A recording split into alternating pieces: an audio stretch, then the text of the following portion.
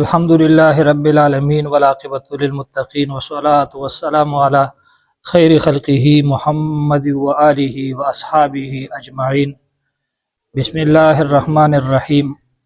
शमाइलुत तिर्मिज़ी दरसुना मंग शुरू करियो। दा कम हदीस चे ओस मंगा तासु वायु दे के द हज़रत सलमान फ़ारसी रज़ी अल्लाह तआला अन्हु द वाक़े तज़किरम दा او دغه رنګ چونکه په دې باب کې هغه احادیث مبارکه ذکر کیږي چې په هغه تعلق ساتي نبی علیه الصلاۃ والسلام د مهر نبوت سره. نو چونکه د حدیث کې مهر نبوت تذکرہ ده، نو په دې وجه باندې د حدیث ذکر کوو. چا چې زمونږه یوټیوب چینل نی سبسکرایب کړي، یوټیوب چینل سبسکرایب کړئ، د بیل آیکن دباو کړئ.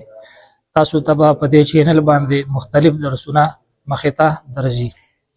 سبق شروع کو. بسم الله الرحمن الرحیم. عن عبد الله ابن بریدة رضی الله تعالی عنه قال، حضرت عبد الله ابن بریدہ رضی الله تعالی عنہ صحابی دے فرمائی، قال سمعت ابي بریدة، دیوی چې ما د خپل پلار ابو بریدہ نه واوریدل، یقول چې فرمایله، جاء سلمان الفارسی رضی الله تعالی عنه الى رسول الله صلی الله علیه وسلم، چې حضرت سلمان فارسی رضی الله تعالی عنه د نبی علیه الصلاۃ والسلام مبارک خواله راغه. حين قدم المدینه، کله چې نبی علیه الصلاۃ والسلام مدینه منوره ته تشریف راوړو. بمائدتن، په یو دسترخوان سره، یعنی یو دسترخوان راوړو، علیها رطبن، پاغه باندې کجوري وي، فوضعها بین یدی رسول الله صلی الله علیه وسلم، نو هغه حضرت سلمان رضی الله تعالی عنہ د نبی علیه الصلاۃ والسلام مخ ته کې خو دی. فقال، نو نبی علیه الصلاۃ والسلام او فرمایل، یا سلمان ما هذا، اے سلمان دا سدی. فقال صدقت علیک وعلى اصحابک، نو حضرت سلمان رضی الله تعالی عنہ عرض کو چې دا پتاسو او ستاسو په ملګرو باندې صدقه ده. فقال، نو نبی علیه الصلاۃ والسلام او فرمایل، ارفعها، دا اوچته کا، فإنا لا نأكل الصدقه، زکا چې منګه صدقه نخرو. قال، نو راوی وای، فرفعها، سلمان رضی الله تعالی عنہ هغه کجوري اوچته کړي. فجاء الغدا بمثله، په بل ورځ باندې بیا هغه کجوري راوړي سلمان فارسی رضی الله تعالی عنہ. فوضعه بین یدی رسول الله صلی الله تعالی علیه وسلم، او هغه کجوري د نبی علیه الصلاۃ والسلام مخ ته کې خو دی.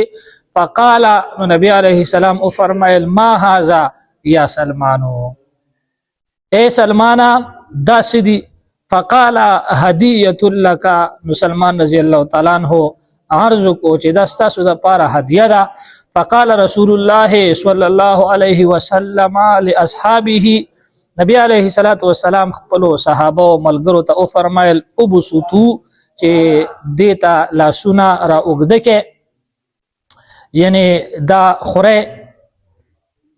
ثم نظر الى الخاتم على ظهر رسول الله صلی الله علیه وسلم، بیا حضرت سلمان رضی الله تعالی عنہ هغه مهر نبوت ولید کم چې د نبی علیه الصلاۃ والسلام په شا باندې وو. فآمن به، نو په نبی علیه الصلاۃ والسلام باندې ایمان راوړو.